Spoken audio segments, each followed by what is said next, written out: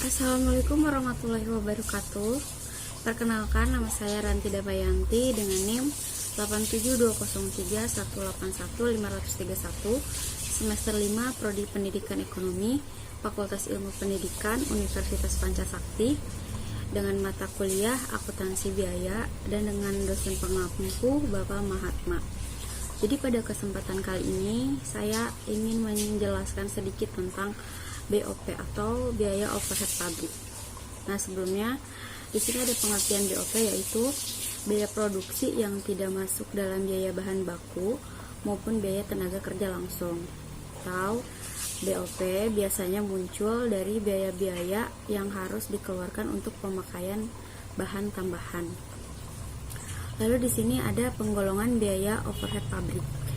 Yang pertama menurut sifatnya, yaitu biaya bahan penolong, biaya tenaga kerja tak langsung, biaya reparasi dan pemeliharaan.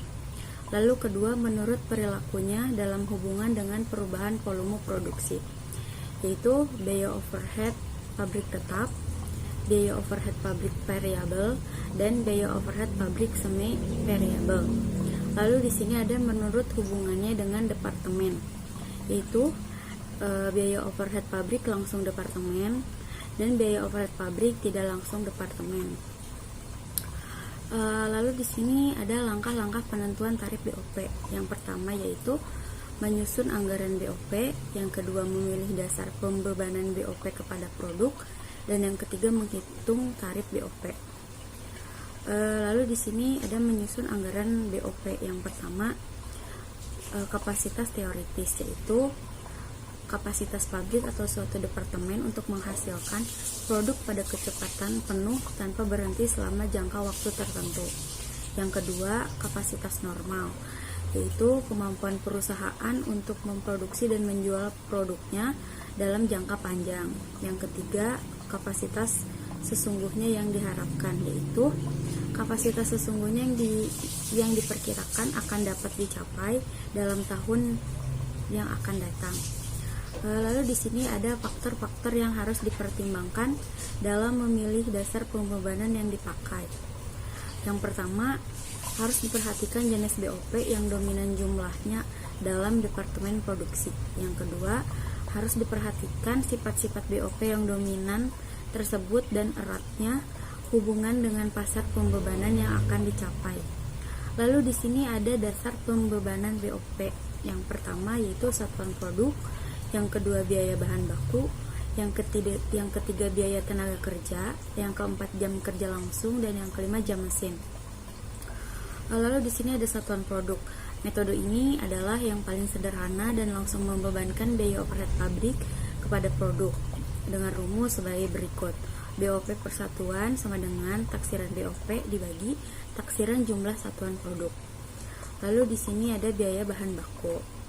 Jika biaya overhead pabrik yang dominan bervariasi nilai bahan baku, maka dasar yang dipakai untuk membebankan BOP kepada produk adalah biaya bahan baku yang dipakai dengan rumusan sebagai berikut, yaitu persentase BOP dari biaya bahan baku sama dengan taksiran BOP dibagi taksiran bahan baku yang dicapai dikali 100%.